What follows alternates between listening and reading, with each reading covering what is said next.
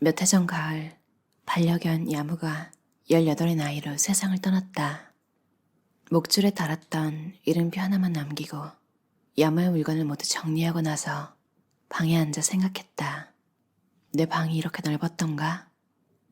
본가에서 돌보기 어렵다고 해 서울로 데리고 왔을 때는 이미 시력과 청력을 잃었을 때라 내 방 안은 온통 강아지를 위한 물건으로 가득했다. 헤매다 부딪히지 않게 동선을 유도하는 범퍼를 세우고 미끄러지지 않게 마룻바닥에 빈틈없이 매트를 깔았다. 내 팔목만한 작은 개 한 마리의 삶이 거치고 난 방을 돌아보니 막 이사 온 날처럼 낯설었다. 원래대로 돌아온 것뿐인데 휑한 공백처럼 여겨지는 빈 벽과 마룻바닥을 내려다보다 언젠가는 내 방에서 내 물건들도 정리될 날이 올 것이란 생각을 했다. 그래서 자문했다. 지금 이 방 안의 물건 중 그날까지 남겨둘 만한 게 얼마나 될까? 처음으로 겪은 가족의 상실이기 때문일까? 강아지이자 동생이자 내 새끼 같은 존재였기 때문일까? 야무의 빈자리를 통해 돌아본 내 자리는 계절이 바뀌고 그 해가 끝나기까지 오래도록 머릿속에 머물렀다. 그래서 새 밑에 빌려 읽은 책 한 권은 가을 이후로도 계속 남아있던 그 찜찜한 깨달음 위로 단숨에 불을 질렀다. 김윤경이 번역한 사사키 우미오의 나는 단순하게 살기로 했다라는 책을 읽자마자 나는 편의점에서 100리터짜리 쓰레기 봉투를 10장 사왔다. 12월 31일 새해가 코앞인 저녁에 그렇게 나의 미니멀 라이프가 시작됐다. 그해 언니와 이사온 집의 거실은 열릴 일 없는 짐 상자로 가득 차 있었다. 연초에 집 크기를 절반으로 줄여 이사를 하면서 이삿짐을 충분히 줄이지 못한 탓이었다. 수납 상자에 든 물건은 이전 집에서도 베란다 창고에 처박혀 있던 것들이지만 우리는 차일피일 미루기만 하느라 1년 가까이 거실 한쪽에 그대로 쌓아둔 채 생활했다. 물건의 집세까지 내주지 말라. 이 문장을 읽고 정신이 번쩍 들었다. 언니와 같이 사느라 반씩 부담을 해도 월급의 4분의 1 정도가 집세와 관리비 등으로 나갔다. 그저 서울의 한 곳에서 숨만 쉬는데도 내가 버는 돈의 반의 반이 쓰이고 있었던 것이다.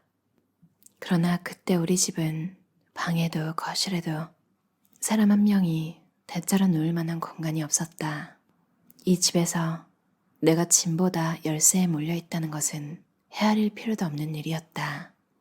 집안 가득 흘러넘쳐 있는 물건들은 눈을 감아도 무의식까지 따라와 마음을 불편하게 했다. 그러니 아무리 쉬어도 쉬는 것 같지가 않았다. 책 한 권을 읽고 싶어도 잠깐 업무를 다듬을 일이 생겨도 일단 카페로 향했다. 집에서는 집중이 잘 되지 않았기 때문이다. 그렇게 할 일 자체에다 외출할 준비까지 덤으로 붙고 나면 모든 게 귀찮아져서 결국 미루기 일쑤였다. 쌓인 일이 있으니 집안일에도 마음이 가지 않는 것은 당연했다. 최대의 물건 속에서 내 일상의 가능성은 점점 최소로 줄어들었다. 그래서 한 해의 마지막 밤, 나는 스스로 만든 수납 정글에서 탈출하기로 마음먹었다. 그렇게 새해가 밝음과 동시에 내 인생 최대의 정리도 시작됐다. 테트리스 같은 정돈이 아니라 정리. 처음 2주는 무지막지한 짐 상자를 정리했고 그 다음 일주일은 다시 옷과 책, 주방용품, 가구 순서로 살림살이를 줄여나갔다. 나눔, 기증, 판매, 폐기, 동원할 수 있는 모든 방법으로 정리했다. 매일 쓰레기를 들고 나르느라 손목이 시큰거렸지만 그래도 탈정글의 결과는 훌륭했다.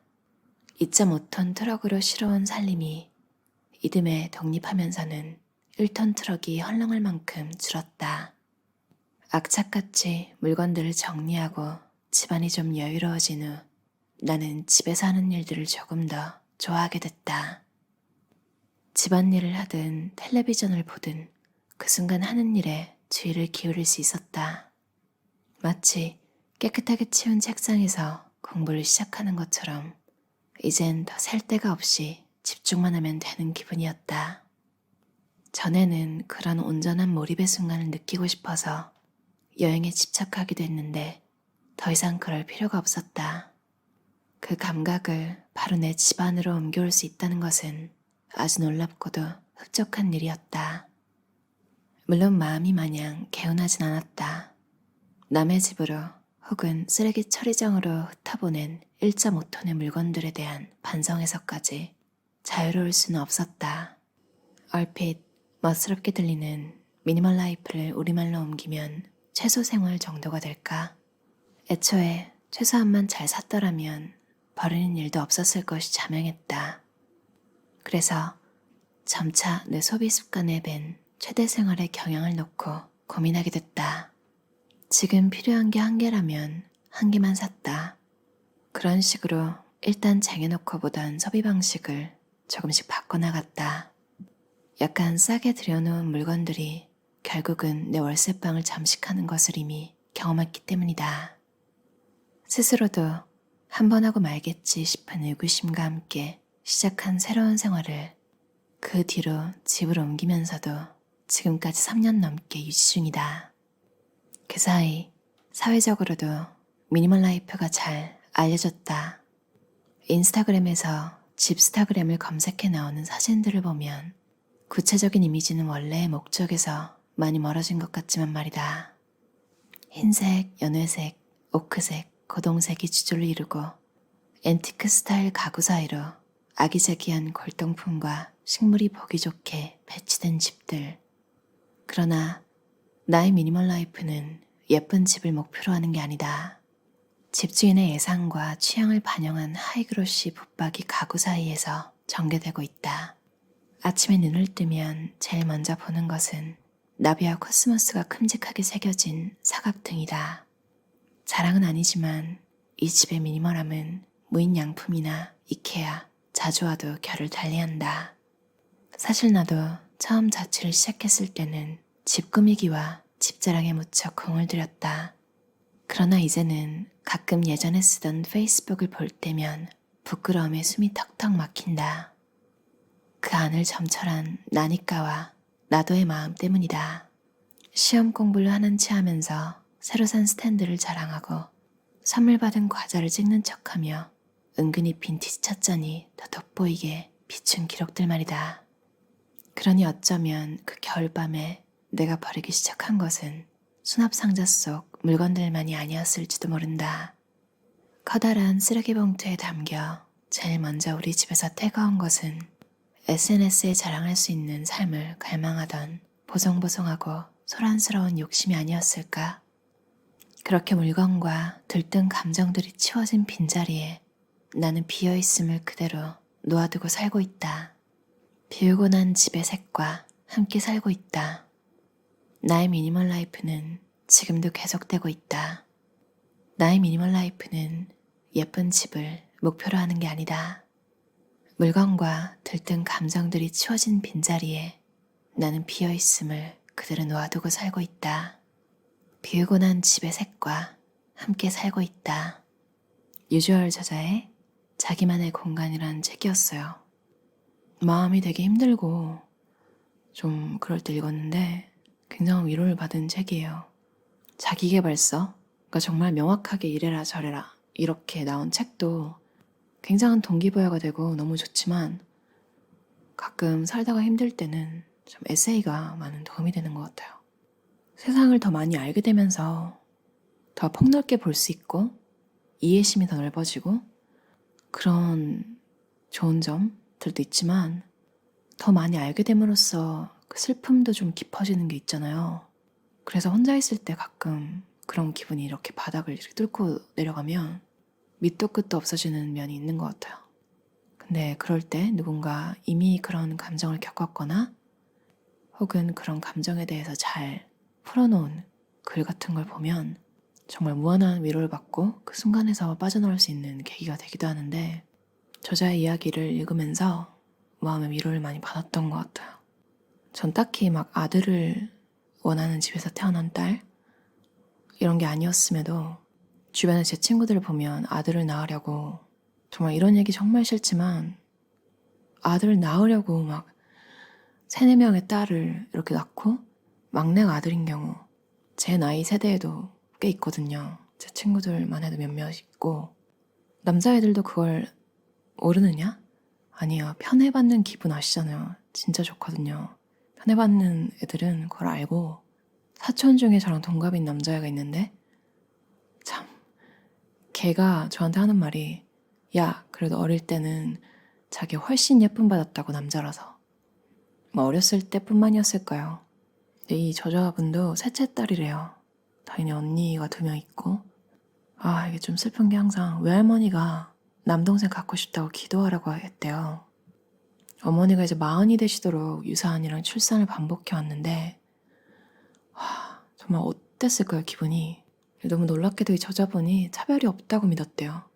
그것은 이 저자분이 좀 사랑둥이였나 봐요. 그러니까 아유 참 예쁘다 이렇게 얘기하게 되는 그런 아이들이 있잖아요. 길 가다 50원짜리를 주었는데 요구르트 하나를 사가지고 남동생을 줬대요.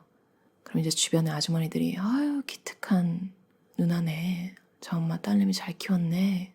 엄마 너무 뿌듯하셔가지고 그날 저녁에 아버지한테도 얘기하고 정말 노력파였던 거죠. 사랑받고 있다는 안도감을 스스로 발면서 자랐다.